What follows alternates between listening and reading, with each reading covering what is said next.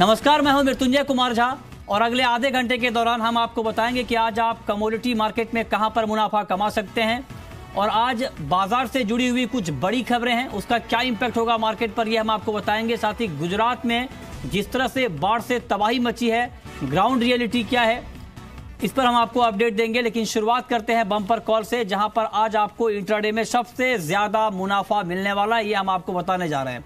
और आज की पहली बम्पर कॉल है गोल्ड इंडी ट्रेड की, जहां पर 28,450 के स्तर पर बिकवाली की सलाह है। 28,300 रुपए का टारगेट होगा और 28,550 के स्तर पर आप स्टॉप लॉस लगा सकते हैं। दूसरी महत्वपूर्ण कॉल जहां पर आपके लिए कमाई के मौके होंगे, कच्चा तेल 3100 का भाव आपके लिए बाइंग के लिहाज से अट्रैक्टिव होगा और 3160 का टारगेट होगा, लेकिन 3070 के स्तर पर आप स्टॉप लॉस जरूर लगाएं।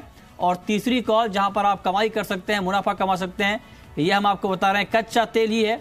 और एंजल का भी मानना है कि आप यहां पर बाई करके मुनाफा कमाइए। 3120 का बाइंग लेवल होगा, 3190 का टारगेट होगा, लेकिन 3080 के स्तर पर आप स्टॉप लॉस जरूर लगाएं। तो ये कुछ महत्वपूर्ण कॉल जहां पर आपके लिए कमाई के मौके हैं, मार्केट में ट्रेड करिए लेकिन स्टॉप लॉस जरूर लगाइए। चलिए आगे बढ़ते हैं और बात करते हैं इस वक्त की एक सबसे बड़ी खबर की, और खबर यह है कि गुजरात में ज्यादा बारिश हुई है। जी हां, 524%, चौंकाने वाले आंकड़े हैं ये बारिश के, और यही वजह है कि हालात काफी बिगड़ गए हैं। और मौसम विभाग की ये चेतावनी है कि शुक्रवार तक राज्य में भारी बारिश कंटिन्यू रहेगी, तो वहां के हालात और बिगड़ने की आशंका यहां पर दिख रही है। और हालात इतने गंभीर हैं कि खुद प्रधानमंत्री ने बाढ़ प्रभावित इलाकों का जायजा लिया है। 500 करोड़ के मुआवजे का ऐलान भी किया गया है। तो कुल मिला के सरकार की पूरी नज़र है, लेकिन हालात वहां पर काफ़ी बिगड़े हैं। और अगर हम यहां पर बताएं आपको तो जान माल की काफ़ी क्षति हुई है, क्रॉप को काफ़ी नुकसान हुआ है, मूंगफली और कॉटन की क्रॉप को नुकसान की आशंका यहां पर जताई गई है। मौके पर वहां पर सुरक्षाकर्मी तैनात हैं। तो कुल मिला के हालात बिगड़े हुए हैं और मौसम विभाग की ये चेतावनी है कि शुक्रवार तक वहां पर तेज़ बारिश हो सकती है। इस पर बातचीत करने के लिए ग्राउंड से हमारे साथ केतन जोशी हैं, जी मीडिया संवाददाता, और साथ ही मौसम का हाल बताने के लिए हमारे साथ स्काईमेट के चीफ मेट्रोलॉजिस्ट महेश पलावत हैं। आप दोनों का स्वागत है। केतन, मंगलवार को भी काफी बारिश हुई है और मौसम विभाग की ये चेतावनी है कि शुक्रवार तक यानी अगले 2 से 3 दिन तक और तेज बारिश वहां पर होगी, तो किस तरह की तैयारी यहां पर सरकार की तरफ से की गई है? देखिए, अभी हम आपसे बात कर रहे हैं तभी अहमदाबाद समेत पूरे राज्य में तेज बारिश हो रही है, और ये बारिश आपने सही फरमाया कि शुक्रवार तक जारी रहेगी। कल प्रधानमंत्री का दौरा था और उन्होंने जो पूरा बाढ़ का मुआयना किया, इससे उन्होंने तुरंत ही और 10 चौपर है वो एयरफोर्स के तैनात कर दिए, क्योंकि उत्तर गुजरात के कई सारे जिले ऐसे हैं जहां पर गांव के गांव है वो पूरी बाढ़ के चपेट में आ गए हैं। तो वहां से अभी ह्यूमन रेस्क्यू का काम जारी है। कल तक 50,000 लोगों का पूरे गुजरात में सुरक्षित स्थानों पर स्थानांतर किया गया, और अभी भी पूरे गुजरात में ऐसे ही हालत है। वहां तक की जो रनवे अहमदाबाद एयरपोर्ट का है वो भी क्षतिग्रस्त हो चुका है, जिससे कि कई सारी फ्लाइट है उसको डाइवर्ट करना पड़ा है। जैसा आपने कहा कि क्रॉप को भी भारी नुकसान हुआ है, तो प्रधानमंत्री ने ये भी आश्वासन दिया है कि ये 500 करोड़ तो आपको इमीडिएटली रिलीफ के लिए हम देते हैं। हाँ। लेकिन जो बाद में जितना भी नुकसान हुआ है उनकी एक सर्वे की टीम आएगी और वो मुआयना करने के बाद उनको भी सहायता दी जाएगी। तो पूरे गुजरात में तबाही का मंजर है और जगह जगह पर है वो बारिश है वो कई गुना ज्यादा हो गई है। और ओवरऑल गुजरात में 70% मौसम का कुल जो बारिश होती है उसमें 70% बारिश अब तक हो चुकी है। अभी तो मानसून बाकी है, तो आप अंदाजा लगाइए कि परिस्थिति काफी गंभीर है और अगले 3 दिन उस पर भारी रहने वाले हैं। तो सतर्कता के तौर पर एनडीआरएफ की टीम है वो हर जिले में है जहां पर बाढ़ आई है। हाँ। और एयरफोर्स और नेवी की टीम को भी यहाँ पर डिप्लॉय कर दिया गया है। आर्मी को भी डिप्लॉय कर दिया गया है, ताकि जहां पर भी उनको जाना हो वो आसानी से जाकर रेस्क्यू कर पाए। जी, तो केतन काफी महत्वपूर्ण अपडेट यहाँ पर दे रहे हैं। हमारे साथ महेश पलावत हैं, स्काईमेट के चीफ मेट्रोलॉजिस्ट।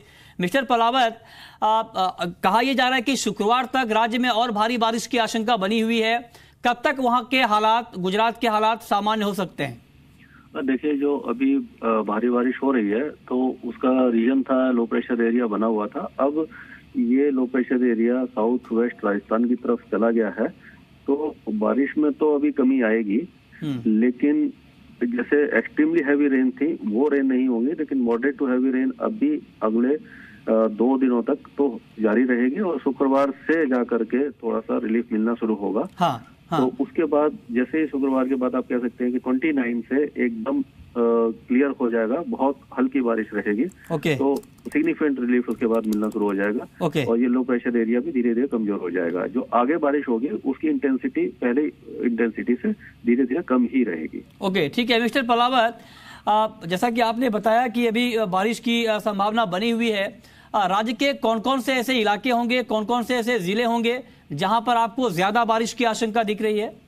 अभी देखिए बनासकांठा है, पाटन, महेसाना, गांधीनगर, खेड़ा, अहमदाबाद, सुरेंद्र नगर, बड़ौदा, और हो सकता है कि ये जो बाकी हिम्मतनगर वगैरह ये सब इलाके में अच्छी बारिश के चांस है। और कच्छ वगैरह में, कच्छ है, जो भुज है, और पोरबंदर, जूनागढ़, अमरेली, भावनगर, इनमें बारिश बहुत कम होगी। यानी कि एक तरह से सूखा मौसम ही रहेगा, हल्की फुल्की बारिश हो सकती है, लेकिन जो रिस्क के इलाके हैं हाँ। वो गुजरात रीजन के ही हैं। ओके, केतन, जैसा कि आपने कहा कि वहां पर तैयारी की जा रही है ताकि लोगों को राहत दी जा सके, क्या आपकी कुछ बातचीत किसानों से हो पाई है? क्योंकि कहा यह जा रहा है कि कॉटन और मूंगफली की क्रॉप को बड़ा डैमेज हुआ है। क्या कुछ प्लान बी की तैयारी हो रही है फार्मर की तरफ से, ताकि जो नुकसान या डैमेज अगर यहाँ पर होता है तो एक अल्टरनेट क्रॉप के तौर पर किसानों के पास कोई ऑप्शन हो? क्या कुछ प्लान बी की तैयारी सरकार की तरफ से या फिर फार्मर की तरफ से हो रही है?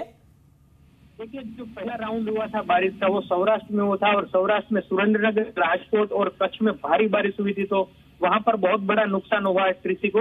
और बाद में उत्तर गुजरात के जो मेहसाना है, पालनपुर है, डीसा है, हिम्मतनगर है, वहां पर अभी भी बारिश हो रही है, तो वहां पर भी क्रॉप को बहुत भारी नुकसान हुआ है।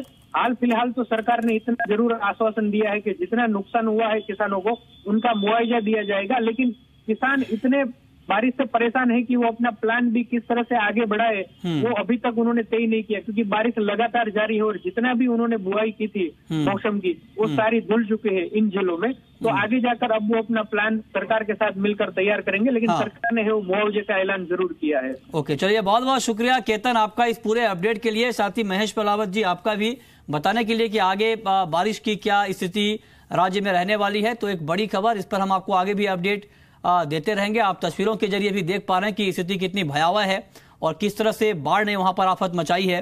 चलिए आगे बढ़ते हैं, अब रुख करते हैं दूसरी महत्वपूर्ण खबर का। और दूसरी महत्वपूर्ण खबर यह है कि प्याज के दाम एक बार फिर से बढ़ने लगे हैं। हालांकि प्याज की आपको एक बार साफ कर दें ये बात कि प्याज कीमतों में गिरावट से किसानों को काफी नुकसान हुआ था, तो अभी कंज्यूमर लेवल से कोई दिक्कत नहीं आई है, लेकिन थोक में दाम बढ़े हैं, दोगुने हुए हैं 8 महीने में। और लासलगांव जो कि प्याज की सबसे बड़ी मंडी है, वहां पर दाम नवंबर से अब तक दोगुने हुए हैं प्याज के। इसके पीछे वजह यह है कि सप्लाई में कमी आई है, उसका इम्पैक्ट प्राइस के ऊपर देखने को मिल रहा है। और 4.5 रुपए प्रति किलो से भाव बढ़कर 9 रुपए प्रति किलो के करीब पहुंच गया है। तो ये कुछ अपडेट्स हैं लासलगांव में प्याज की कीमतों को लेकर के। और इस पर बातचीत करने के लिए हमारे साथ लासलगांव एपीएमसी के चेयरमैन जयदत्त होलकर हैं फोन लाइन पर। मिस्टर होलकर, स्वागत है आपका जी बिजनेस पर। आप लोग जब प्याज कीमतों में काफी गिरावट आई थी, किसानों को नुकसान हो रहा था, तो आप लोग लगातार ये दलील दे रहे थे या लगातार ये डिमांड कर रहे थे सरकार से कि इसको लेकर कुछ कदम उठाया जाए। क्या अब कीमतें उस लेवल पर आ गई हैं कि किसानों को नुकसान नहीं होगा? नहीं, बात ऐसी अभी कीमतें बढ़ी है ऐसा नहीं कहा जा सकता है। इसमें जो गिरावट भारी मात्रा में हुई थी वो अभी थोड़ा सा स्थिर मार्केट हुआ है, स्टेबल मार्केट हुआ है। क्योंकि बीच में जो मध्य प्रदेश ने प्याज खरीदी किया था और 800 रुपए से खरीदी करके वो 300 रुपए में मार्केट में लाया था, उस वजह से महाराष्ट्र में भी जो दर थे वो डाउन हो चुके थे। और अभी जो पोजीशन है वो अभी 900 रुपए के पास वो रेट चले गए, इसलिए थोड़ा सा स्टेबल हुआ है मार्केट, ये हम कह सकते हैं। बहुत ज्यादा बड़ा है ऐसा नहीं है, क्योंकि अब ये जो प्याज आ रहा है स्टोर किया हुआ प्याज है, ये इसमें वेट में भी कम होता रहता है दिन में दिन। तो ये 1000 रुपए भी अगर मिलता है तो उस वक्त 500 में बेचना और अभी 1000 में बेचना एक ही बात है। ओके, मिस्टर होलकर, क्या आगे भी प्याज कीमतों में आपको तेजी दिख रही है? आगे डिमांड सप्लाई के हालात क्या रहने वाले हैं? नहीं, बात ऐसी है, पिछले 3 साल का अगर अपन देखते हैं तो 3 सालों में जो रेट बढ़ना चाहिए था वो रेट मिले नहीं है किसानों को, और इसलिए किसानों ने अभी ज्यादा माल रखे या नहीं रखे, ये जुदा मनस्थिति में अभी किसान है। क्योंकि माल रखने के बाद उसका जो वजन जो कम होता है तो उस हिसाब से रेट नहीं बढ़ रहा है पिछले 3 सालों में, तो इसलिए शायद वो जल्दी बेच देते हैं, तो आगे जाके हो सकता है। ओके, ठीक है, चलिए, बहुत बहुत शुक्रिया मिस्टर होलकर आपका हमसे जुड़ने के लिए। और प्याज की इस खबर पर अपडेट देने के लिए। आगे बढ़ते हैं और अब बात करते हैं चीनी की। और चीनी को लेकर खबर यह है कि महाराष्ट्र में चीनी का उत्पादन बढ़ने वाला है क्योंकि गन्ने की बुआई वहां पर बढ़ रही है। ये एक अपडेट है गन्ने को लेकर के, और 73 लाख टन चीनी उत्पादन का अनुमान राज्य में जताया गया है। और दूसरी महत्वपूर्ण खबर यह है कि सरकार ने कहा है चीनी मिलों से कि इस बार जल्द पेराई शुरू करें क्योंकि गन्ने का उत्पादन बढ़ने वाला है। हमारे साथ हरीश जी हैं इंडिट्रेड डेरिवेटिव के, और साथ ही प्रथमेश माल्या हैं एंजल कमोडिटी के। इनसे हम जानेंगे, लेकिन आपको ये अपडेट दे दें कि चीनी के दाम हाल के दिनों में काफ़ी बढ़े हैं क्योंकि सप्लाई में गिरावट आई है, उसका इम्पैक्ट प्राइस के ऊपर दिखा। लेकिन दो महत्वपूर्ण अपडेट चीनी को लेकर के, एक तो ये कि महाराष्ट्र में चीनी का उत्पादन बढ़ने वाला है, दूसरी महत्वपूर्ण खबर ये कि सरकार ने चीनी मिलों से कहा है कि इस बार जल्द गन्ने की पेराई शुरू करें। चलिए अब आगे बढ़ते हैं। अब बात करेंगे कि आज आपको बाजार में कहां पर मुनाफा मिल सकता है। शुरुआत कर लेते हैं गोल्ड और सिल्वर से, क्योंकि कीमतों में गिरावट है और बाजार की पूरी नजर अब फेड के आउटकम पर टिकी हुई है। फेड के आउटकम आने हैं जहां पर ब्याज दरों को लेकर कुछ फैसला होना है। 140 रुपए नीचे है एमसीएक्स पर गोल्ड उससे पहले। प्रथमेश माल्या, क्या गोल्ड में फेड के फैसले से पहले आप गिरावट और बढ़ती हुई देख रहे हैं? मेरे ख्याल से अभी आप देखोगे 28,000 से 28,500 तक जो रैली आनी थी वो एंटिसिपेशन यही थी कि जो इस बैठक होगी उसमें रेट हाइक नहीं होगा। तो मेरे ख्याल से वो डिस्काउंट हो चुका है, जो पॉजिटिव मोमेंटम है। अगर आज के नियर टर्म स्ट्रैटेजी की बात करें तो मेरे ख्याल से गिरावट और एक्सटेंड हो सकती है। 28,400 के आसपास अगर आप एंट्री बनाना चाहो तो बना सकते हो। 28,550 के आसपास का स्टॉप होगा। नीचे में 28,100 तक के लेवल्स देखने को मिल सकते हैं आपको नियर टर्म में। ओके, सिल्वर के ऊपर प्रथमेश माल्या आपकी कॉल क्या होगी? क्या आपको लगता है कि अभी गोल्ड के साथ साथ चांदी में भी बिकवाली का मौका बन रहा है?